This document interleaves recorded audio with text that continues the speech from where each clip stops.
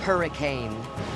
When a Boy Scout troop on a Bahamas cruise encounters wild wind and waves, it's a passage into manhood. I was sort of scared inside, but you didn't have enough time to panic because everything was right after another. Anticyclone. Unnatural warmth melts winter ice, and a rescuer almost becomes a victim. My partner Jimmy was telling me, don't jump in, but I did anyway. Tormenta. Pounding rains wipe out a crowded Spanish campsite, leaving families lost in shock. Powerful storms and the people who survive them, coming up on Storm Warning.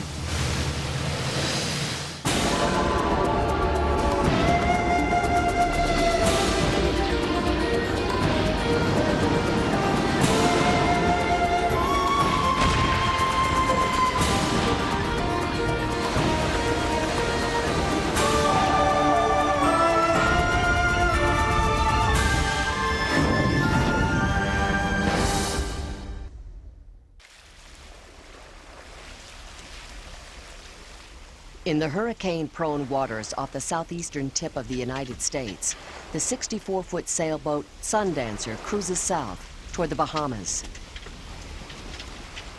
On board are 13 Boy Scouts and 7 adults.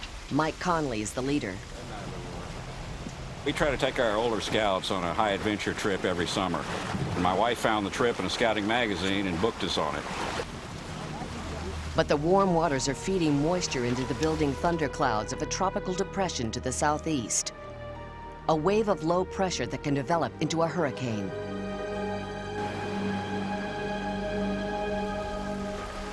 None of the scouts have storms on their minds, and few have sailing skills.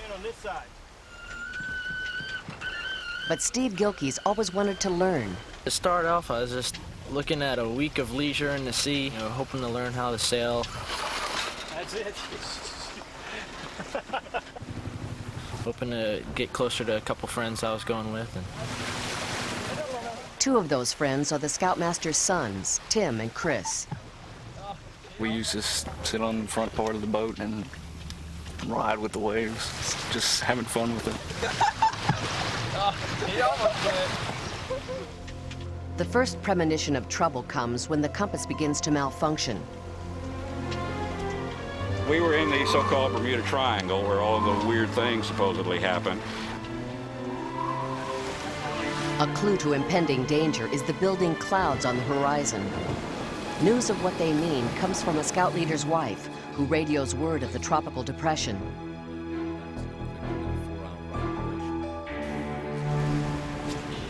And that was what we looked at that Sunday morning, was just a tropical wave. A lot of times now they don't do anything, but this one did, and it developed very, very rapidly.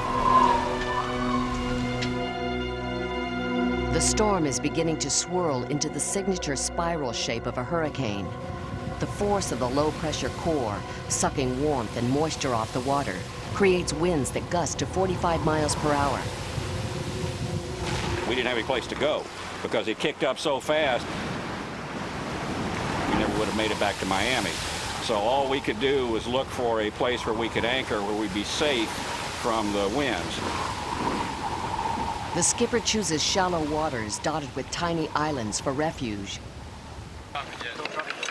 Here, the sea is calmer. As the scouts drop storm anchors, their leader breaks the news. All right, gentlemen, listen up. Now, we have a Category 1 hurricane, which means winds of 74 to 95 miles an hour, bearing down on us. It could be Category 2 by late tonight. My thoughts were, how am I going to explain to these guys that we are in serious danger? Because I knew what the hurricane could do. I knew that there was a chance that we would not make it through that hurricane. A Category 2 is a moderate hurricane with winds up to 110 miles per hour. As a young man, the scout leader experienced a catastrophic Category 5.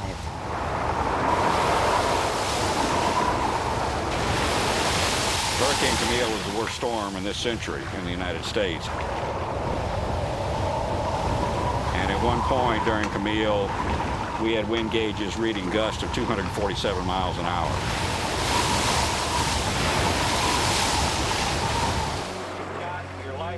As Conley gives a final lecture, he reflects on the Scouts' motto.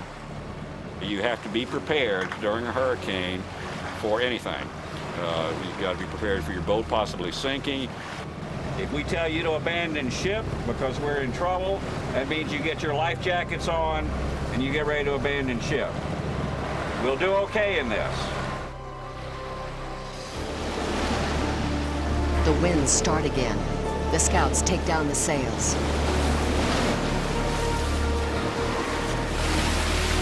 The storm sweeping into the Bahamas is now a full-fledged hurricane called Aaron.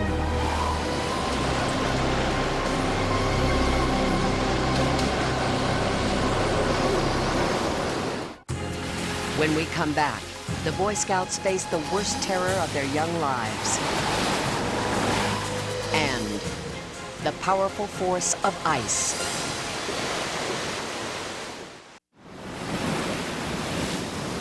With Hurricane Aaron building, the Boy Scout troop finds no protection in a shallow anchorage off the Bahamas. Ooh, the weather, it was crazy. All the water would come in sheets. And all the while you have all the waves crashing against the side of the boat, rocking it back and forth. I was sort of scared inside, but you didn't have enough time to panic or anything because everything was right after another. I was probably more scared than anybody because I had been through hurricanes and I knew the potential. That potential begins to be realized when the ship is torn from its storm anchors. The skipper starts looking for another anchorage. I knew at one point we were in serious trouble because our port engine started overheating. And if you don't keep moving in a hurricane, you're dead in that size boat. If we got sideways to the waves, we would have rolled over. And of course the boys, for the most part, would have been trapped below decks. They wouldn't have had a chance. So two of the boys, in fact my two sons, were the engineers on board. We were working on the engines. We had to spray down the engines where they didn't overheat. They used all the things they had learned in scouting and all their scout skills to keep us from really getting into trouble. Trouble is averted until a set of storm-driven rogue waves looms up, larger than the rest and unpredictable. I saw a 20-foot wave coming right at us. And when the wave hit us, the boat rolled all the way over till the starboard rail was actually in the water. There's nothing below my feet except the Atlantic Ocean. If they kept rolling, we could have rolled right over, and the boat actually sunk at that point. The boat rights itself, but the ordeal continues. Take one of the wildest rides you can imagine at an amusement park. That's what was happening below the decks to those boys. This was 6 hours that they had to put up with this.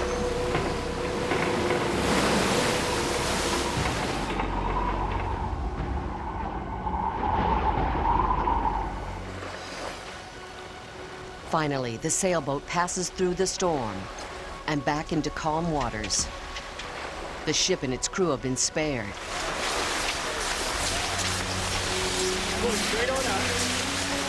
As the boys raise the sails, it's clear they've been through a rite of passage, tempered by the storm. We were a team. We acted different. We were more friends. We were closer. We learned to work together. It's not just one person do this, one person do that. We all helped. If somebody needed us, we were there. The wild sail in the teeth of a hurricane has even taught the adults something about themselves. Yeah, I think to myself, I'm never going to do this again, but I would. In fact, some of the boys, all the boys that were on the trip are ready to go back and do it all over again.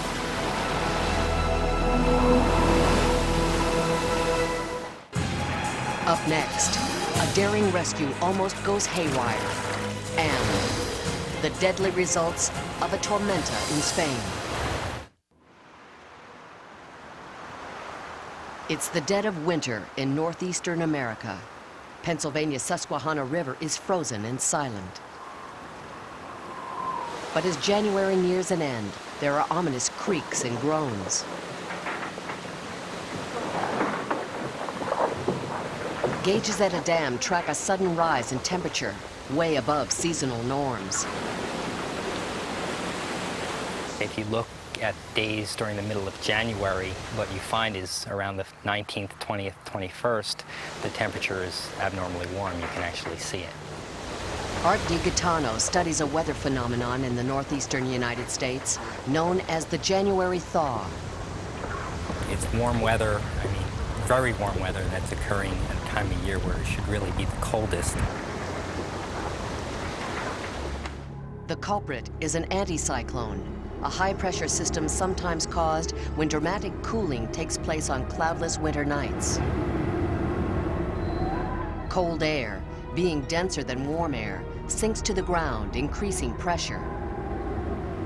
The resulting high-pressure system can bring unseasonable warmth. And a reminder that ice is ephemeral.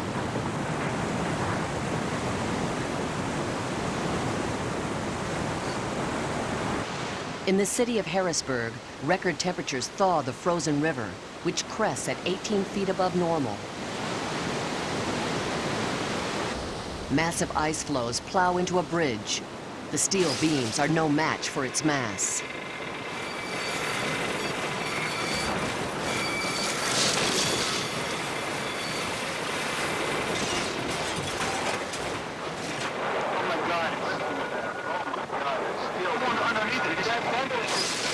Ice that seems solid breaks up in a midwinter thaw. In a small New Jersey village, Anthony Bertino is walking his dog when he hears cries for help coming from a frozen lake. Anthony ventures onto the ice to help two panicked 12-year-old girls, but the melting ice cracks beneath him, plunging him into 30-degree water. I can remember trying to get up on the ice, and every time I would try to get up, it would break. As Bertino's dog paces anxiously, someone hears the cry for help and calls 911. 911 emergency. I need an ambulance right away. Back at Washington Lake. 3 people fell in the lake. 2 local fire departments respond to the call. We could hear them on the radio hollering that they had 3 people in the water. Jim Van Matter, the first on scene, grabs a canoe and leads a team to the ice.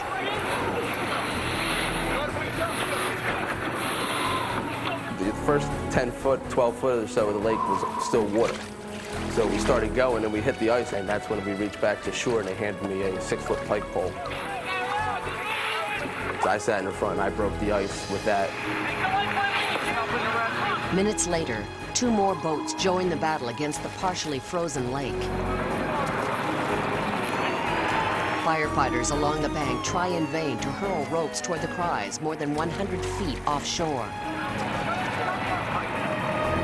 Under the ice, Anthony Bertino is dimly aware of the rescue effort. The next memory I have is of someone saying, "Hold on, help is on the way," and me saying, "Hurry up, there's not enough time." It was definitely difficult. I remember smacking my hands on the front of the canoe several times, and I felt like I had no feeling left in my arms at all, but we just kept going.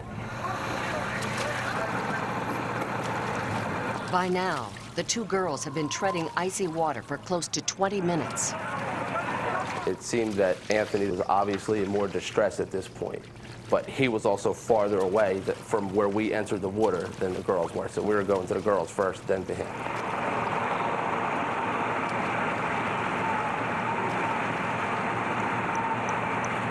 That's when I remember hearing somebody shout, "He's going under, he's going under."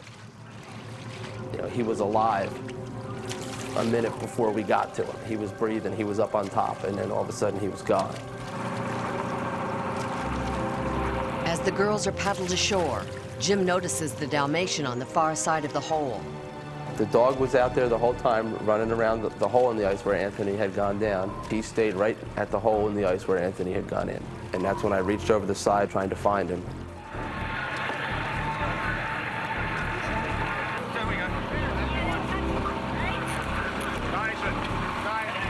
My partner Jimmy was telling me, don't jump in, but I did anyway. I probably was only in the water 30, 40 seconds. I just reached around with my feet in my hands, and I couldn't find him.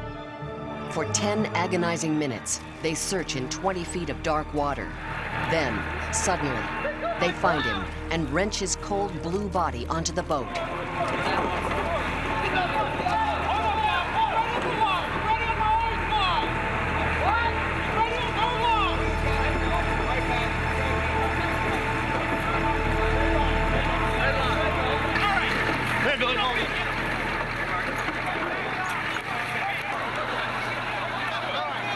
Once back on land, medics perform CPR, forcing air back into his lungs.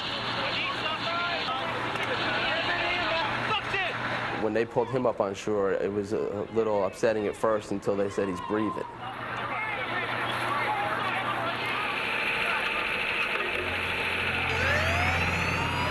Anthony is rushed to a waiting helicopter to be flown to a medical center. It will take him 2 weeks to emerge from a cold-induced coma caused by his encounter with the January thaw. I was really surprised when I came home, all the attention it got, you know, because I really didn't remember much, and I was just trying to help, I guess. Anthony hadn't planned on being a hero that unseasonably warm winter day. More meteorologists are realizing that anticyclones can threaten people in the dead of winter. Yeah, up until now, I never really viewed the January thaw as being potentially dangerous, even myself. It is a possibility. Perhaps it's something people should be more wary of.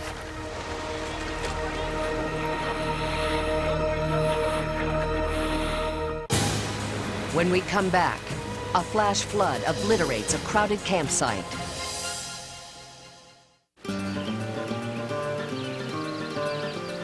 Boyscouts, Spain. High in the Pyranese mountains, it's a dream vacation spot.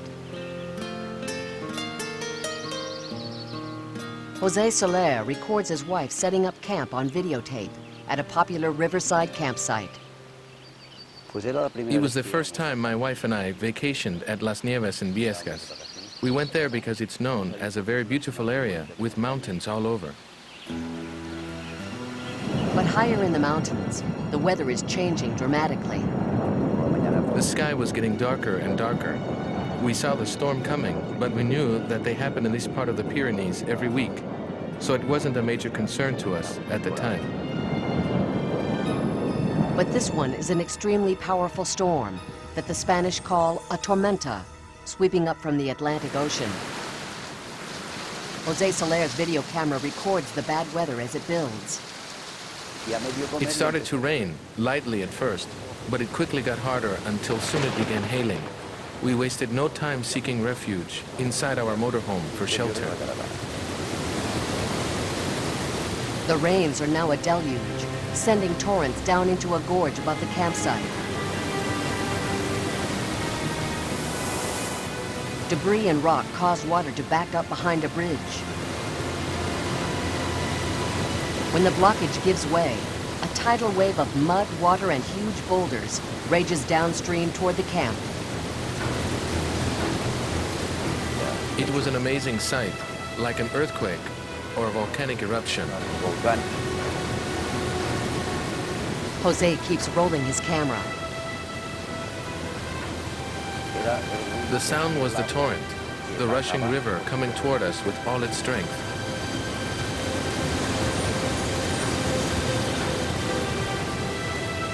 We were soon caught by the current as it dragged our motorhome with it. The water came up so much that our motorhome started to float away. For a while we thought we were going to be swept away. Then all of a sudden there was a big bump and we were still, stuck in between two big trees. My wife had been praying for a miracle and we got one. The survivors crawl from the ruined camp, stunned. One of the men was asking about his wife. He had lost her. All we could do was give them moral support and urge them to leave the area in case another flood came. Night falls before help arrives. We left the camp carrying only the essentials, using sticks to find the safest areas to walk through the mud on our way back to town. When emergency crews arrive, more than 200 people are taken to nearby hospitals. The first details of the terrible flash flood begin to emerge. I went outside to help a woman in the water. She cried her son and husband were gone, but the only thing I could do was grab her and bring her to where I was. In those moments, it was you or nobody.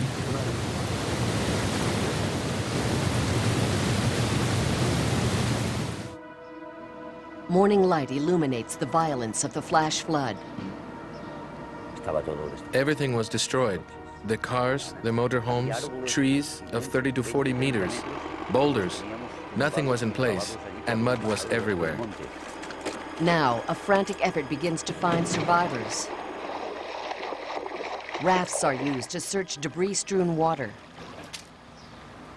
Hardening mud is probed with steel rods. Rescue dogs sniff for signs of life.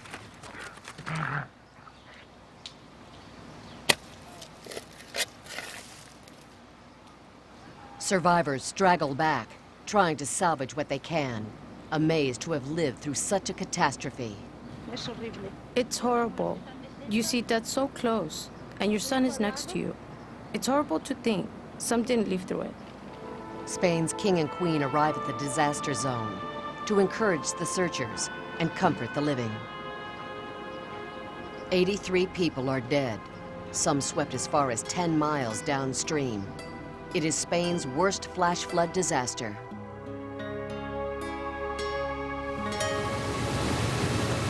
The experts surmise that no one could have expected rain from a tormenta in the mountains to back up behind the bridge. I didn't think it was that dangerous of an area. Things happen, and natural disasters will always occur.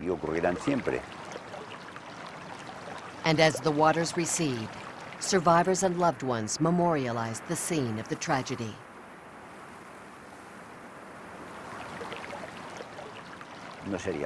This was not the first flood, nor will it be the last. People must see what happened and know that it may happen again.